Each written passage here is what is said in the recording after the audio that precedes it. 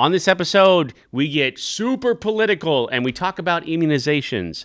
I'm kidding. We're not going to do that at all. But we are going to talk about immunizations. We are coming up on flu season, amongst other things, and we'll talk about it all right here.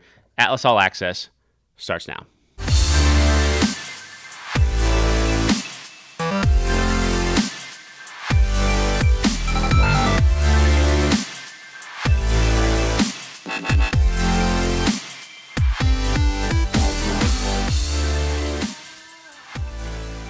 August is National Immunization Awareness Month. Look at that. I got it done the first time, right? It took us like 5 times to take that before on the 411.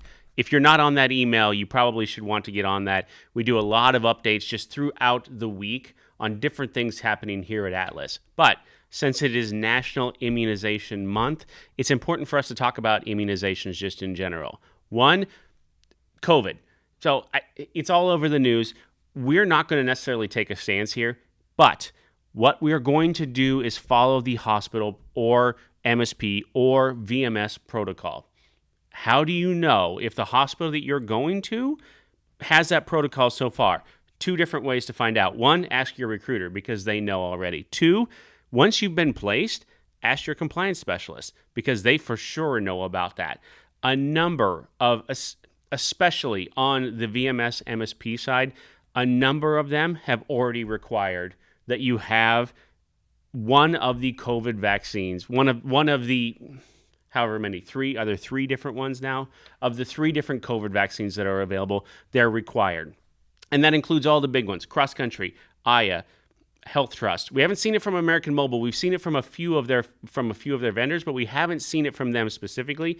APS, the Kansas Missouri Hospital Association, they've already started implementing that through all of their hospitals. So it is a hospital by hospital decision. However, you're going to know ahead of time when you've been submitted to the hospital or once your compliance specialist gets in touch with you for the first time. Here's the safe bet. You need it. And that's not just because, and I'm not saying that because we're going to require it or that it's necessary for you to get a job with us or anything like that. Every single hospital system is going to that. I get emails daily of new hospital systems that are requiring it. It's just how it's going. So check with your recruiter first. Check with your compliance specialist. If you've accepted a job through us, if you've accepted a contract, you need to know. Check with those 2 people. They'll be able to tell you for sure. It goes just, proof of vaccination goes the same way you'd have proof of vaccination from anything else. Flu shot, MMR, anything like that. It happens the same way. So 2, flu shots. It's August, right? October is just around the corner. We're going to start seeing those coming in September. That's generally how it works. Start thinking about it now. Nobody has it already. None of the places have the flu shot already, but it's coming. So start making plans right now. You know, every year that comes up, and every year you got to get the flu shot, and then every year you have to send in proof of vaccination. It's just coming. One of those things, just like everything else, that you'll have to plan for. So, super hot topic. We're not going to take a stand, but at the same time, we don't want to stop you from getting the contract that you want.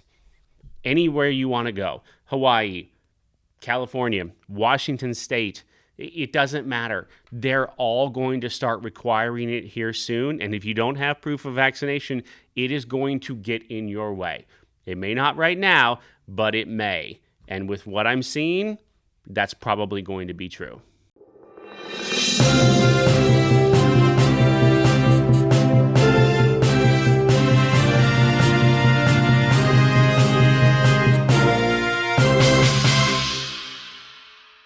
Going into August, September, October, it's always, if you've been in this industry for a while, you understand this is the time of year that you get that next contract that sets you up for the contract right before the holidays, okay?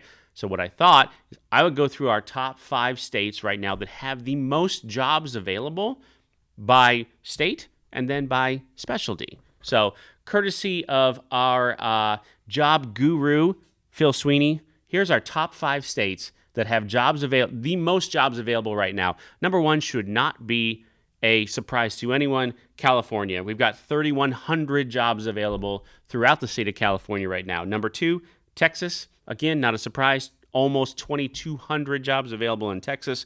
Number 3, Florida. Super hot for COVID right now. This is one you should if it was last year, we would probably caution you about a contract like this, especially like last year up in New York. Florida is a hot spot for COVID right now.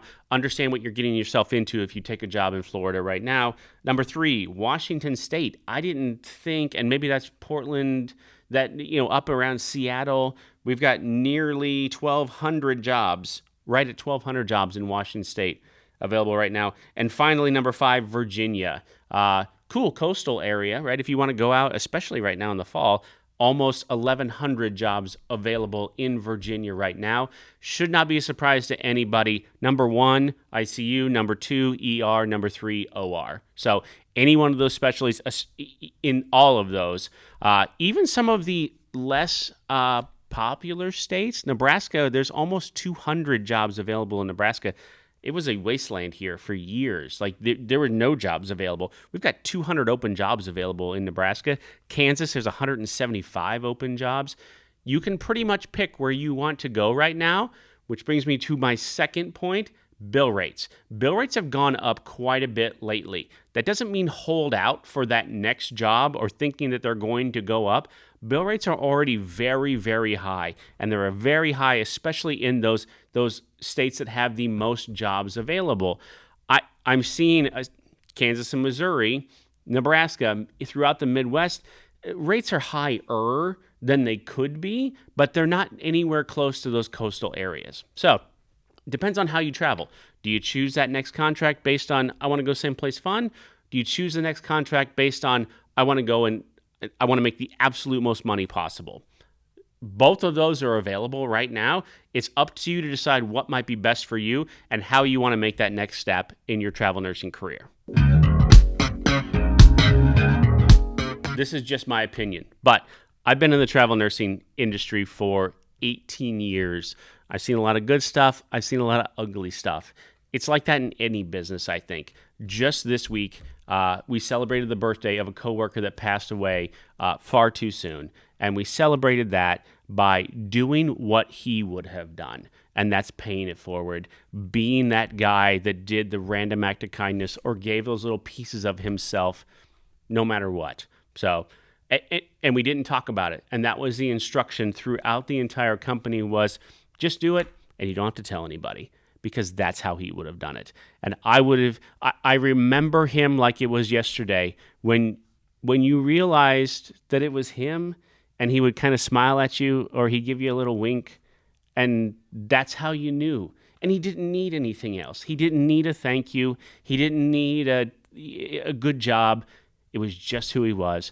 And that's what we did this week, specifically on his birthday. And that's what we're going to do every year on his birthday, no matter what. Pay it forward, little random act of kindness. You don't have to wait for his birthday to do it. You can do it tomorrow. Pay for the dude in line behind you at Starbucks. Pay for the girl at the other table that just asked how much her tab was because maybe she only has $20 and her tab's at $10 already and you know that's all she has for lunch. Pay it forward. Do something nice for somebody else and don't say anything and then just walk away. And that's what we did. And it makes you internally feel so good. And that person that you just did that for will pay it forward to someone else and someone else. Over the past 5 years, it seems like we've gotten really gross to each other for whatever reason. And that's just not, I don't think that's who we are. And I think especially what you do for your job every single day, just paying that forward just a little bit to that next person goes so far. You care about people inherently anyway because of what you do. $5 in the Starbucks line isn't going to cost you anything, but it could mean the world to that next person. So take care of yourself, take care of each other, and I will see you right back here in 2 weeks for another Atlas All Access.